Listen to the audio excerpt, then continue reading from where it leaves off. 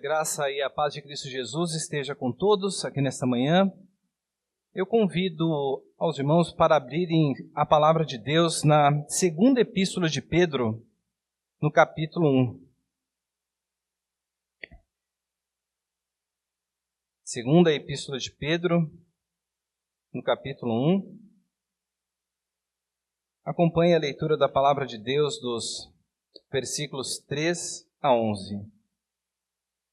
Assim diz a palavra do nosso Deus: visto como pelo seu divino poder nos têm sido doadas todas as coisas que conduzem à vida e à piedade, pelo conhecimento completo daquele que nos chamou para a sua própria glória e virtude, pelas quais nos têm sido doadas as suas preciosas e muito grandes promessas, para que por elas vos torneis coparticipantes da natureza divina, livrando-vos da corrupção das paixões que há no mundo. Por isso mesmo, vós, reunindo toda a vossa diligência, associai com a vossa fé a virtude, com a virtude o conhecimento, com o conhecimento o domínio próprio, com o domínio próprio a perseverança, com a perseverança a piedade, com a piedade a fraternidade, com a fraternidade o amor. Porque estas coisas existindo em vós e em vós aumentando, fazem com que não sejais nem nativos, nem infrutuosos no pleno conhecimento de nosso Senhor Jesus Cristo. Pois aquele a quem estas coisas não estão presentes, é cego, vendo só o que está perto, esquecido da purificação dos seus pecados de outrora. Por isso, irmãos, procurai com diligência cada vez maior confirmar a vossa vocação e eleição, porquanto, procedendo assim, não tropeçareis em tempo algum, pois desta maneira é que vos será amplamente suprida a necessidade no reino eterno do nosso Senhor e Salvador Jesus Cristo. É sempre bom estar reunido com a Igreja de Deus para louvar e agradecer pela oportunidade, pela bênção que Ele nos concede de, em breve, termos mais um candidato ao sagrado ministério licenciado para trabalhar na sua obra. E nestes momentos de finalização de etapa, é sempre importante nós nos voltarmos para as verdades essenciais que estão presentes na palavra de Deus. E o que nós acabamos de ler aqui diz respeito ao crescimento da vida cristã. E algo que todos nós compreendemos facilmente é que onde há vida deve haver crescimento. Se você observar as suas fotos de 5 anos atrás e comparar com as de hoje, você perceberá que houve mudanças nítidas na sua aparência, no seu jeito. E quando nós olhamos para os nossos filhos e no desenvolvimento deles percebemos que não há o crescimento, nós nos preocupamos e vamos até o médico para ver o que há de errado com o crescimento dos nossos pequenos. Mas o desenvolvimento biológico é algo que vai acontecer com você, quer você queira, quer você não queira. Indo para a nossa vida espiritual, parece-me que muitas vezes a nossa preocupação quando não há o desenvolvimento físico, parece que não se segue a preocupação com a ausência de crescimento espiritual em nossa vida. E na epístola de Pedro, ele vem aqui a nos exortar a respeito da necessidade do crescimento da vida cristã, porque Pedro sabe muito bem, quando nós lemos a sua segunda epístola, que ele está prestes a partir para o Senhor, ele está prestes a morrer.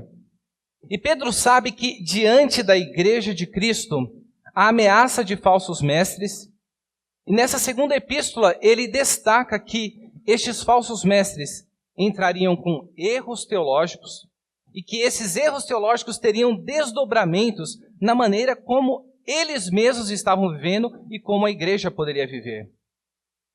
Ao ler a segunda epístola, vemos que esses falsos mestres estavam negando a segunda vinda de Cristo Jesus e, como consequência disso, estavam vivendo uma vida marcada por libertinagem, por imoralidade e por amor ao dinheiro. Muito parecido com o que nós observamos nos dias de hoje, quando olhamos para a vida de falsos mestres que pouco estão interessados no crescimento do rebanho de Cristo. Então, diante desta realidade do crescimento e de que muitas vezes nós não estamos preocupados com isso, eu quero refletir com os irmãos aqui, nestes versículos, sobre 4 verdades que nós podemos observar aqui nesse texto, que é fundamental, não apenas para a vida do Lucas, que está concluindo uma etapa e dando sequência à sua vida ministerial, como na vida de cada um dos cristãos, a nossa vida, cada um de nós que estamos aqui presentes. E a primeira delas, que nós precisamos ter em mente, se desejamos evidenciar o crescimento em nossa vida, é que precisamos atentar para a fonte desse crescimento.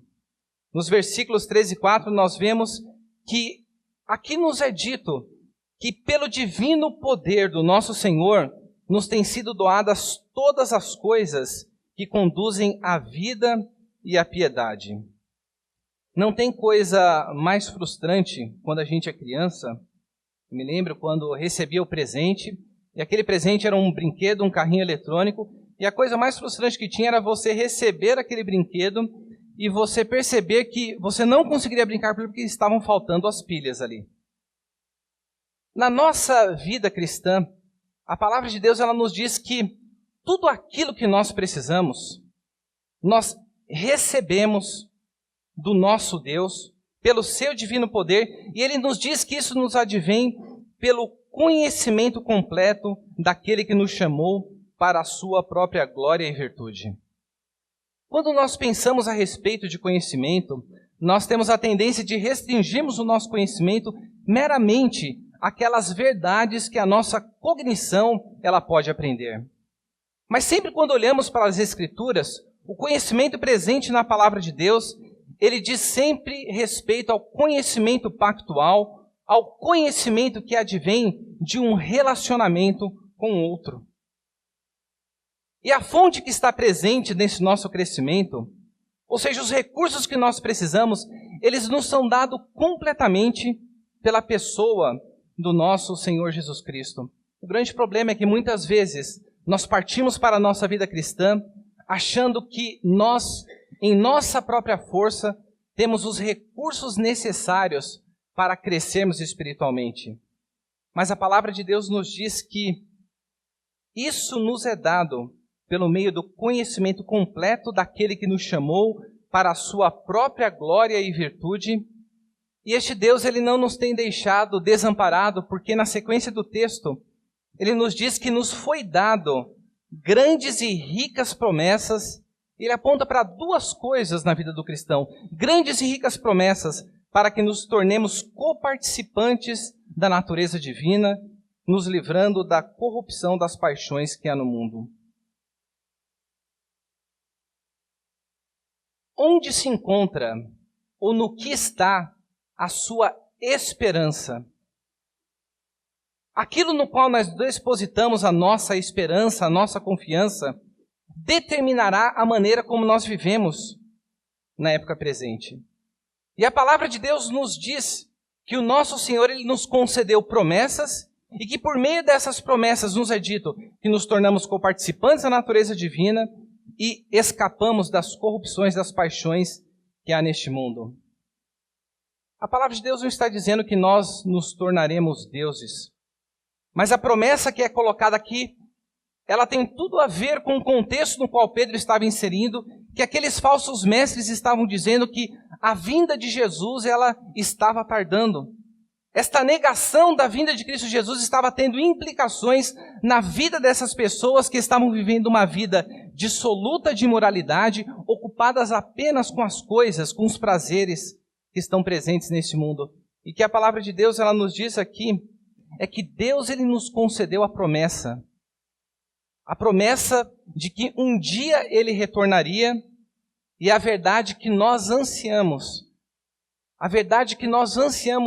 é que um dia a plenitude da participação da natureza divina e o escape da corrupção que há no mundo será algo que se fará presente em nossa vida. Nós hoje já vivemos a tensão entre o já e o ainda não. Nós fomos unidos misticamente a Cristo Jesus, mas nós ainda lutamos com o pecado. Nós ainda lutamos com as tentações que estão presentes no mundo.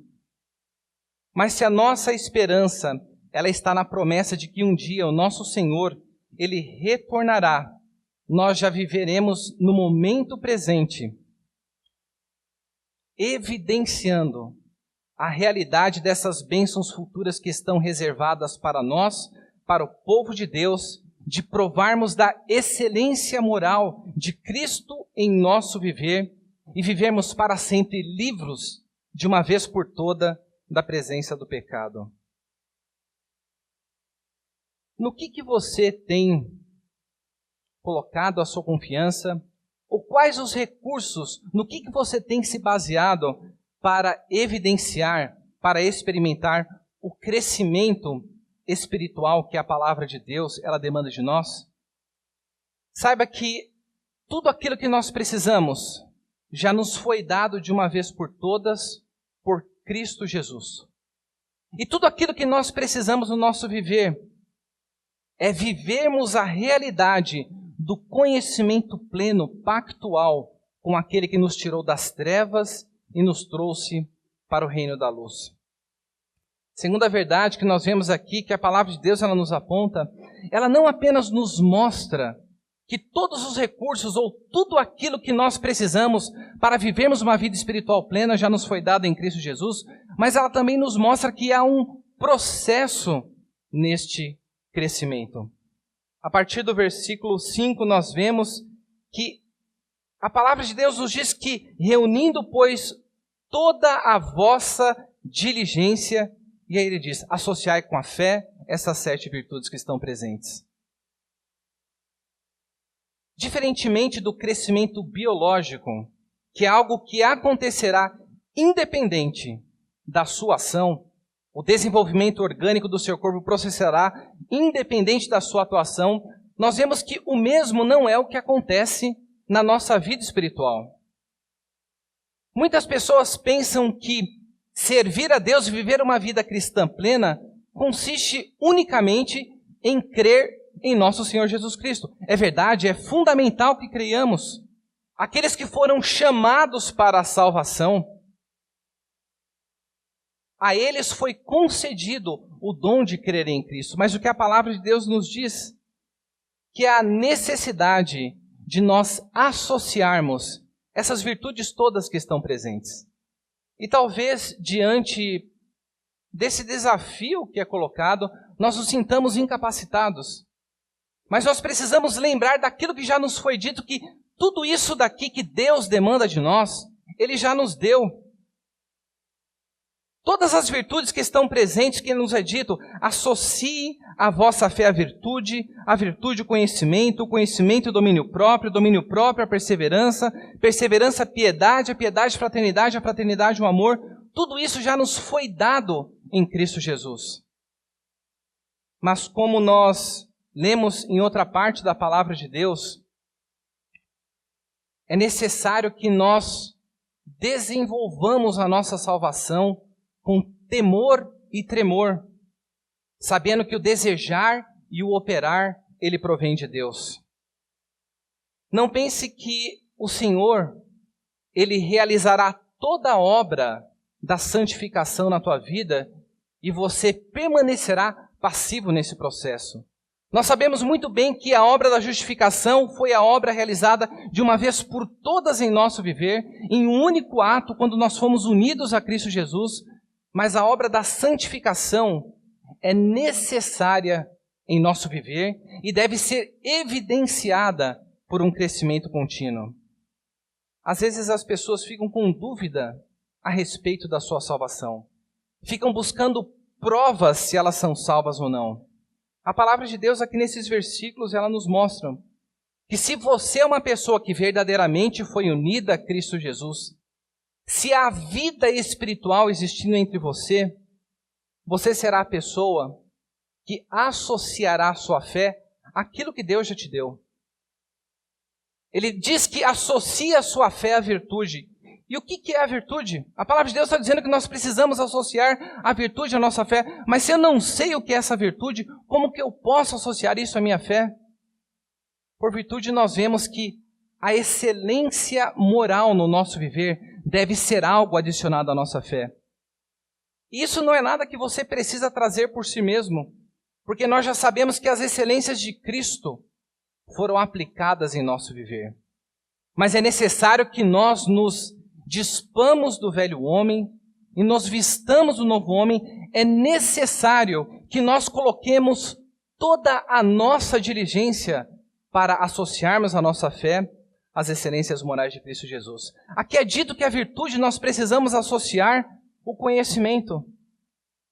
E aqui é algo muito importante, e principalmente para nós que somos presbiterianos cuidarmos, porque nós temos o privilégio de estarmos em uma igreja onde a palavra de Deus e o estudo da palavra de Deus ela é valorizado. Mas nós corremos o risco de acharmos que associar a virtude ao conhecimento consiste apenas em nós termos uma apreensão cognitiva das verdades da palavra de Deus.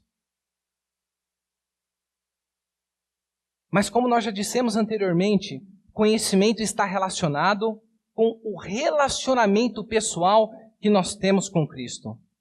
E que essas verdades, sim, essas proposições que estão nas Escrituras, nós precisamos ter ciência dela, mas essa ciência, este conhecimento, deve ter um impacto e um desdobramento na nossa vida espiritual. Lembre-se, esses falsos mestres, com a sua teologia falsa negando a vinda de Cristo Jesus, nós vemos que a sua vida, a sua teologia era evidenciada na vida prática. Com o que eles estavam preocupados?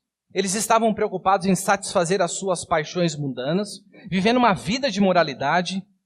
Eles estavam preocupados apenas com acumular bens nesta época presente, então preocupados unicamente com a afluência material. Mas nós fomos unidos a Cristo Jesus. O apóstolo Paulo, quando falando à igreja de Coríntios, ele diz, nós temos a mente de Cristo.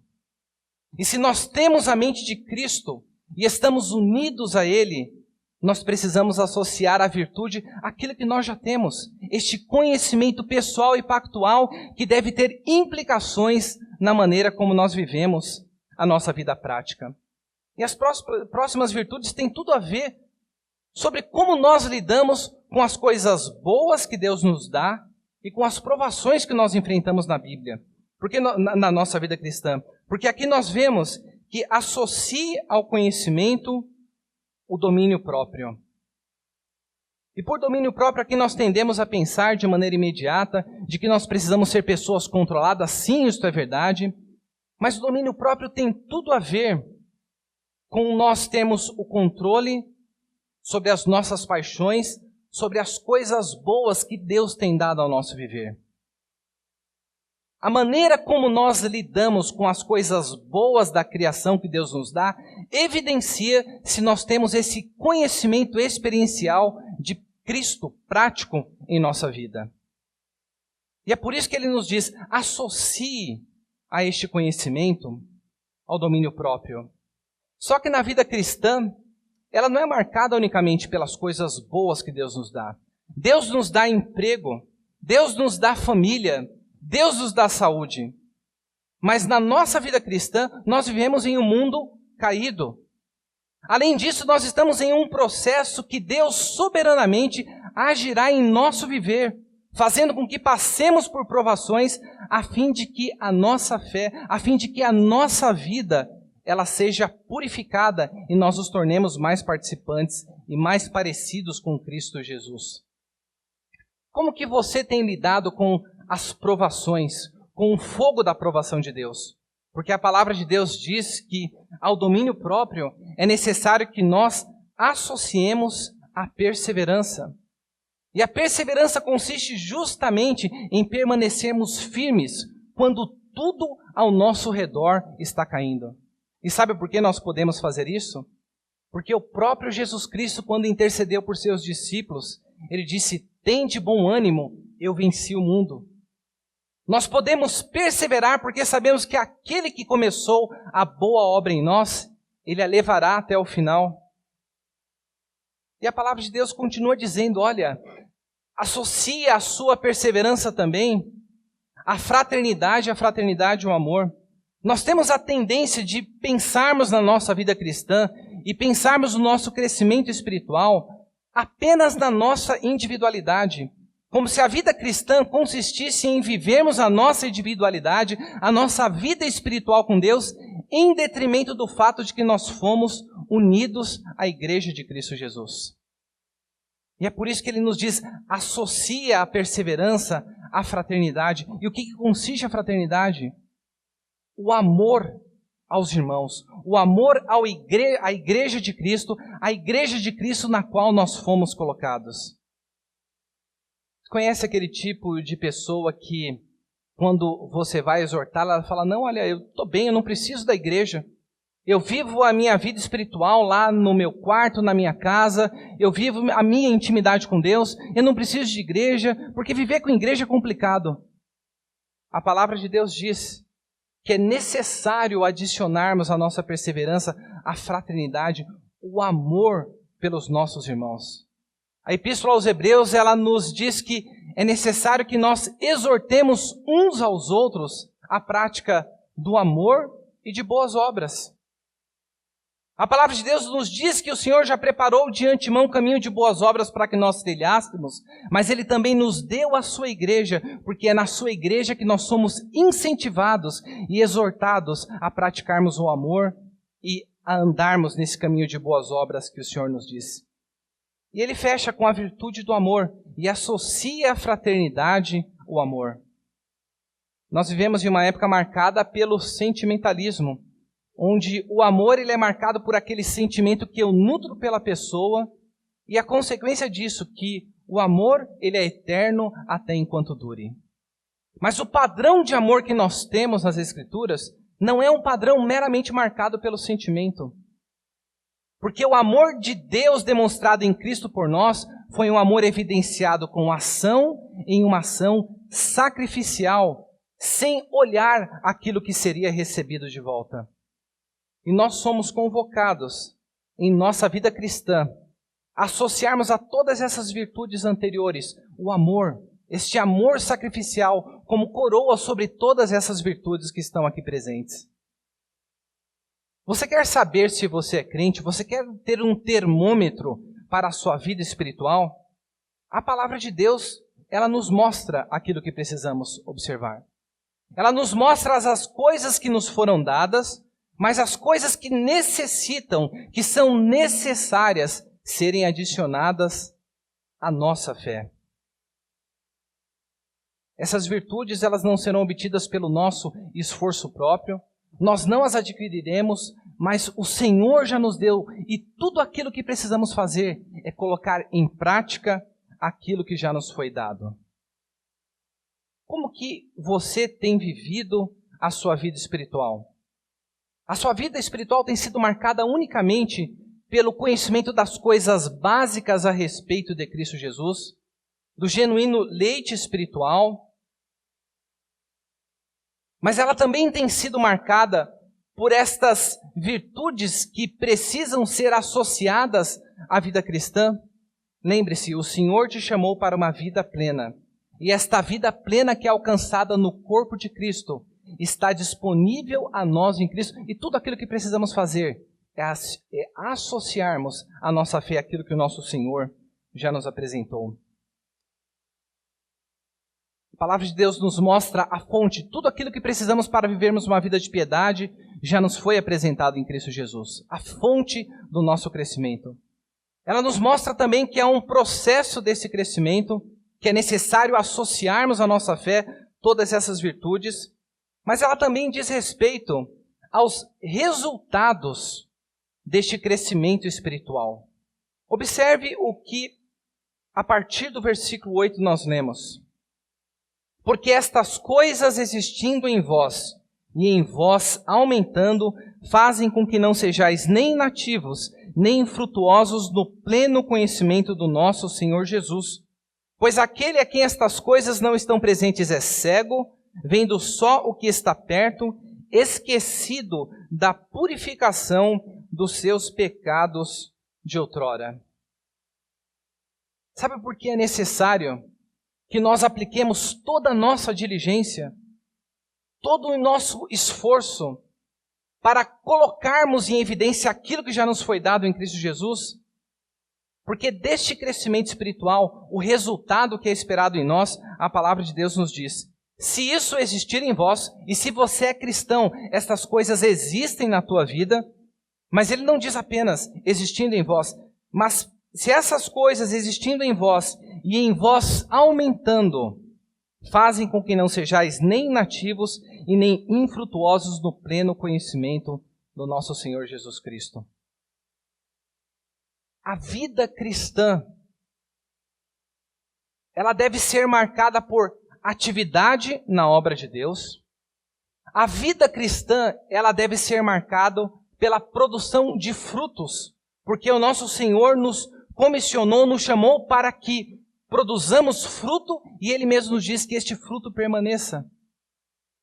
Mas para que eu, na obra de Deus, eu seja operoso, não seja inativo, e seja frutífero, é necessário que tudo aquilo que foi dito nos versículos anteriores, é necessário que este crescimento espiritual, ele esteja presente. Mas nós não somos robôs. O Senhor não vai operar esta obra em nós a despeito da nossa passividade.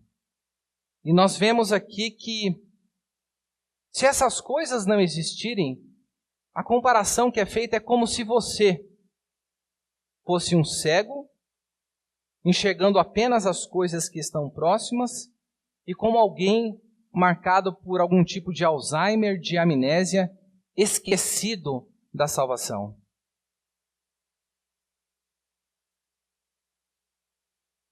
Se você olhar para a sua vida espiritual neste momento,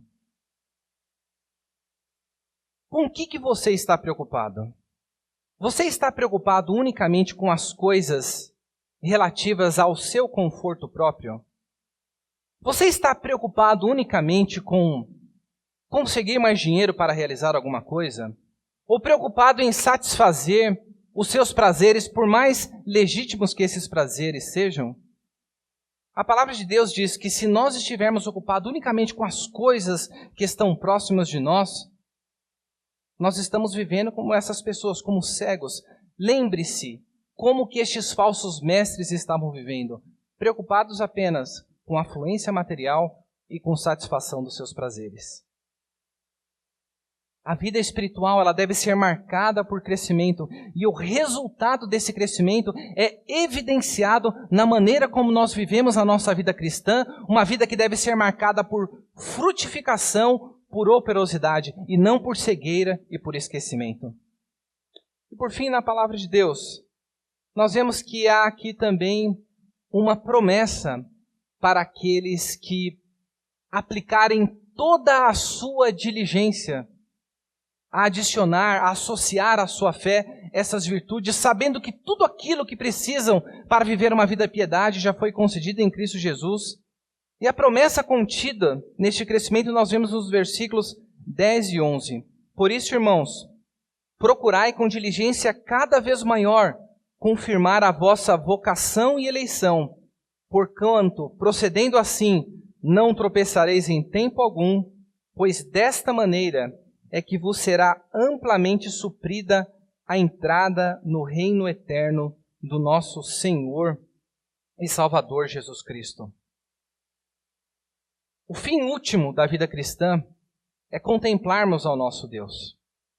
Nós estamos aqui nesta manhã reunidos para adorarmos a Deus, para ouvirmos a sua palavra, mas o nosso desejo maior é nos vermos livres de uma vez por todas da presença do pecado e vivermos no novo céu e na nova terra, desfrutando da presença de Cristo e da vida plena, da única vida plena que nós podemos ter em nossa existência. Pedro, ele direcionou esta palavra a esta igreja e ele sabia muito bem onde é que estava a sua esperança. Porque no capítulo 3, no versículo 13, ele diz: nós, porém, segundo a sua promessa, esperamos novos céus e nova terra nos quais habita a justiça. Você deseja a vinda de Cristo Jesus? A vinda de Cristo Jesus é algo que modifica e te motiva a agir de uma maneira santa e piedosa na época presente? Ou você está tranquilo, achando que do jeito que a vida se encontra, sem a presença dessas virtudes, sem a evidência de uma frutificação e de uma operosidade, está tudo bem? Porque aqui no versículo 10, nós somos convocados a procurar com diligência cada vez maior convocar a vossa vocação e eleição. Uma verdade que nós sabemos da reforma é que a salvação que nós temos em Cristo Jesus, ninguém nos poderá roubá-la. É verdade que uma vez salvo, salvo para sempre. Mas o grande perigo é baratearmos a graça do nosso Senhor e acharmos que a nossa salvação está garantida, independente da maneira como nós vivemos a nossa vida. Então a palavra de Deus nos traz uma exortação aqui nessa manhã. Procure diligentemente, procure confirmar a sua vocação e a sua eleição, porque ele nos diz, porque procedendo assim, não tropeçaremos em tempo algum. E por fim ele termina dizendo, pois desta maneira é que vos será amplamente suprida a entrada no reino eterno do nosso Senhor e Salvador Jesus Cristo. O Senhor nos tem dado na sua palavra grandes promessas. O Senhor nos tem dito que a obra que Ele começou, Ele levará até o final. Mas nós estamos vivendo aqui no já e no ainda não. E enquanto a realidade da vinda de Cristo não se fizer presente em nosso meio, é fundamental que nós vivemos esta vida de diligência, buscando provar a nossa vocação e a nossa eleição, e sabendo que agindo assim, nós não seremos salvos como que pela chama, mas o que está escrito aqui no versículo 11, nos será amplamente suprida entrada no reino eterno do nosso Senhor e Salvador Jesus Cristo. Deus, Ele tem vida plena para nós aqui nesta manhã. Deus, Ele concedeu tudo aquilo que nós precisamos para viver uma vida de piedade. Ele nos mostra na sua palavra o processo que deve evidenciar, deve marcar a vida cristã de associação dessas virtudes à fé. Ele nos anima e nos mostra o resultado desse crescimento, nos chamando para uma vida de frutificação e uma vida de operosidade na casa do Senhor. Ele nos dá a promessa de que se vivermos de maneira diligente, buscando confirmar a nossa vocação, nos será concedida plenamente entrada no reino do nosso Senhor. E a nossa oração aqui nesta manhã venha a ser para que Deus nos incomode para sairmos da passividade da vida cristã e sabemos que a vida cristã deve ser marcada por atividade. Ela deve evidenciar o crescimento que é derivado da vida espiritual que é em nosso viver. Que você possa orar pela vida do Lucas, para que no seu ministério, que a finalização desta etapa não venha a ser um momento de descanso, mas um momento de uma vida diligente diante da presença de Deus. Que cada um de nós aqui nesta manhã venhamos nos livrar do comodismo, da ilusão de acharmos que basta ficarmos sentados aqui no banco dessa igreja consumindo sermões, que a nossa salvação está garantida em Cristo Jesus. A sua salvação está garantida em Cristo Jesus, mas Ele estabeleceu na sua palavra os meios, os processos que evidenciam a realidade da vida espiritual que nós desfrutamos. Que o Espírito de Deus, Ele nos abençoe e que a realidade da vida espiritual que há em nós, ela venha a ser evidenciada não apenas naquilo que nós cremos, mas também na maneira que nós vivemos. Que o Senhor nos abençoe e nos conceda da sua graça para evidenciarmos em nosso viver o crescimento espiritual que temos em Cristo Jesus. Que Deus os abençoe.